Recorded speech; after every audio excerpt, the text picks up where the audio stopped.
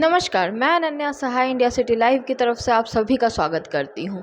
लोकसभा चुनाव के इस दौर में आरोप प्रत्यारोप तो लगातार लग रहे हैं। ऐसे में आज हम आपको लेकर के चलते हैं बीजेपी की प्रेस वार्ता में, जिसे संबोधित किया है बीजेपी प्रवक्ता डॉक्टर अजय आलोक ने।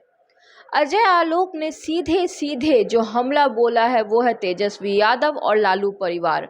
उनका कहना है कि जो अल्फा मेल है यानी लालू यादव है वो बीमार हो गए हैं, बूढ़े हो गए हैं, इसलिए जो बाकी के लोग हैं वो उस रिक्त स्थान को भरने की कोशिश कर रहे हैं। ये सीधा सीधा कटाक्ष था तेजस्वी यादव की ओर। उन्होंने सीधे रूप में ये भी कहा है कि तेजस्वी जी आप चीनी चाटना बंद कर दें, यानी इस तरह के जो फ़ायदे उठाए जा रहे हैं, टिकट बांट रहे हैं या पैसे ले रहे हैं, घूस ले रहे हैं, ये भ्रष्टाचार बंद कर दें। और साथ ही साथ उन्होंने ये भी कहा कि जो इंसान खुद अनएजुकेटेड है, 9वीं फेल है, जिसने 10वीं तक पास नहीं की, वो बोलता है कि हमने रोज़गार दिया, हमने बिहार की तरक्की में अपना योगदान दिया, तो ये मानने वाली बात नहीं है। तो आइए हम आपको सुनाते हैं क्या कुछ कहा है बीजेपी प्रवक्ता डॉक्टर अजय आलोक ने। आप लोग का उम्मीद है मैं कि मीडिया सेंटर में आप लोग का अच्छे से मनोरंजन हो रहा होगा चुनाव के दौरान, क्योंकि चुनाव के दौरान इतने जोकर यहाँ पे पैदा हो गए हैं इस बिहार में कि आपको रोज दिन मनोरंजन मिलेगा। आज की प्रेस वार्ता हम इसलिए कर रहे हैं क्योंकि राष्ट्रीय जंगल दल अपने आप को राष्ट्रीय जनता दल कहते हैं, लेकिन राष्ट्रीय जंगल दल के अल्फा मेल जो हैं वो बूढ़े हो गए, स्वास्थ्य ठीक नहीं रहता है। तो हम उनके अच्छे स्वास्थ्य की कामना करते हैं, उम्मीद करते हैं कि वो स्वस्थ रहें, अच्छे से रहें। लेकिन अल्फा मेल थे वो, सारी कमावत उन्हीं के हाथ में थी। तो अल्फा मेल जब बूढ़ा हो गया, तेज प्रताप कभी कहते हैं कि हम सारन से लड़ेंगे, लेकिन चली जाती हैं बहल लड़ने के लिए। तेजस्वी यादव इधर से उधर घूमते रहते हैं और यहां टिकट बांटने में भी आजकल बड़ा चीनी का चक्कर चल रहा है। हमारी तेजस्वी यादव को एक सलाह है कि चीनी ज़्यादा मत चाटिए, ज़्यादा चीनी चाटिएगा तो डायबिटीज़ हो जाएगी। घर में बहुत लोगों को डायबिटीज़ है तो स्वास्थ्य खराब हो जाएगा। तो चीनी, कल तेजस्वी यादव ने बहुत प्यार से कहा कि हम पे भ्रष्टाचार का मुकदमा तब किया गया जब हमको मोच भी नहीं था और हम विराट कोहली के साथ क्रिकेट खेलते थे। भाई साहब, आप विराट कोहली के साथ क्रिकेट नहीं खेलते थे, आप विराट कोहली या बाकी दिल्ली टीम के लिए पानी ढोते थे। लेकिन चूंकि बिहार और राष्ट्र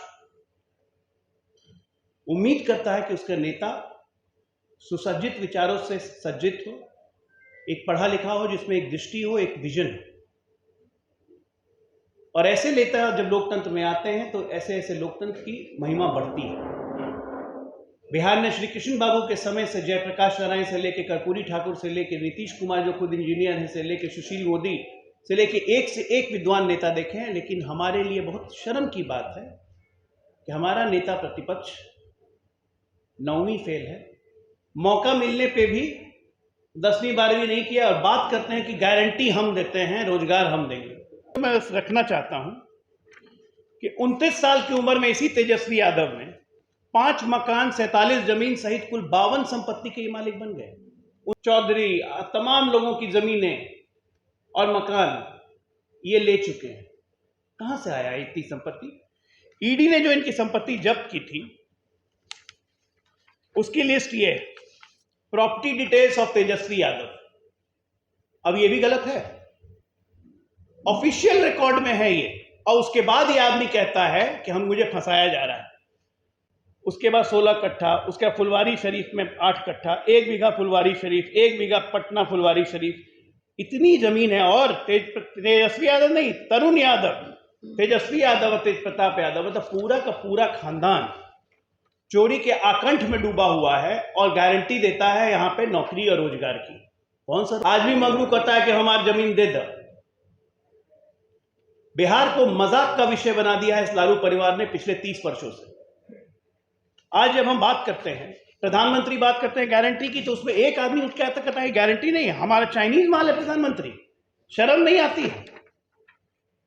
चाइना के साथ इनके इंडी गठबंधन के चोर जब गलवान में लड़ाई चल रही थी तो चाइनीज एम्बेसडर के साथ राहुल गांधी डिनर कर रहे थे और चाइनीज मालों के प्रधानमंत्री, घुस के चाइनीज को मारा हमने, हमारे 20 जवानों की शहादत हुई, उनके 50 जवानों की शहादत हुई, और ये मजाक उड़ाते हैं। इसी इंडी गठबंधन के राष्ट्रीय अध्यक्ष कांग्रेस के खड़गे कहते हैं कि 370 का क्या मतलब है राजस्थान में बोलने का। आप मुझे बताइए मीडिया के दोस्तों, बिहार के कम से कम 100 से ज्यादा जवान, हमारे अपने जवान शहीद हो चुके हैं उसी 370 के कारण कश्मीर की धरती पर।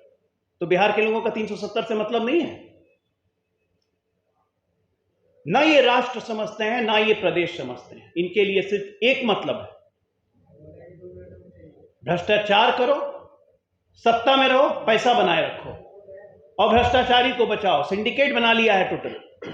एक भ्रष्टाचारी जेल जाता है, बाकी भ्रष्टाचारी उसके पीछे पापा करने शुरू कर देते हैं। आपके माध्यम से आज मैंने ये सब इसलिए दिखाया है क्योंकि इस आदमी तेजस्वी यादव अद्भुत तेजस्वी है।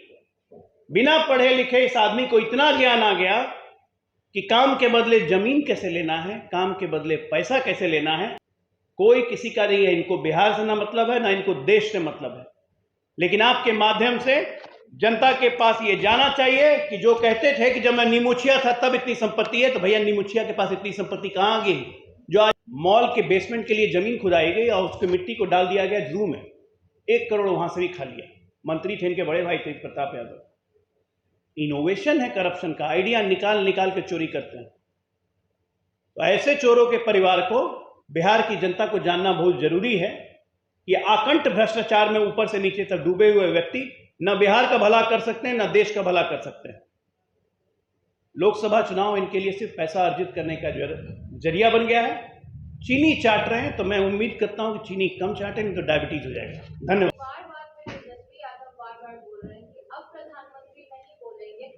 बिहार में बहुत सारी चीजें परिवारवाद को ही मिल रही है, जैसे चिराग पासवान दे रहा है, उस पर आप क्या करें? देखिए, बुद्धि की कमी होना तो हम कुछ नहीं कर सकते। परिवारवाद का मतलब प्रधानमंत्री जी ने लोकसभा में बहुत आराम से समझाया था, लेकिन इनकी दिक्कत है ना, ये ना सुनते हैं ना अच्छी बातों को समझ सकते हैं। परिवारवाद का मतलब आप मुझे बताइए, आज सम्राट चौधरी अध्यक्ष हैं, 4 महीने के बाद लोकसभा चुनाव के बाद हमारा नया अध्यक्ष अगर आएगा तो आप लोग में से कोई या हम में से कोई बता सकता है कौन अध्यक्ष होगा?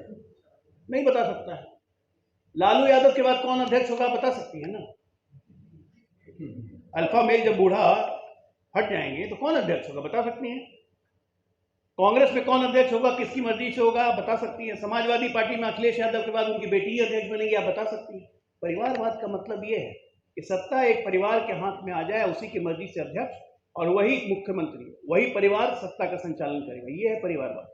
एक बाप बेटा अगर चुनाव लड़ रहा है तो वो परिवारवाद नहीं होता है, लेकिन इनको समझ में नहीं आएगा। ऊपर का मौला खाली है थोड़ा। रामविलास पासवान के बाद चिराग पासवान, जीतनराम मांझी के बाद भाई एक मिनट। रामविलास पासवान के बाद उनकी पार्टी टूट गई, खत्म हो गई पार्टी। चिराग पासवान को बाहर निकाल दिया था। रामविलास पासवान आर बन गया, रामविलास पासवान दूसरा वाला बन गया। चिराग पासवान ने अपनी काबिलियत साबित की, अपना घूम के अपना दल को खड़ा किया है। अब वो शादी करेंगे, उनका बेटा होगा, वो अध्यक्ष बनेगा, तब वो परिवारवादी के हिसाब से आएंगे। वो बहुत बात की बात।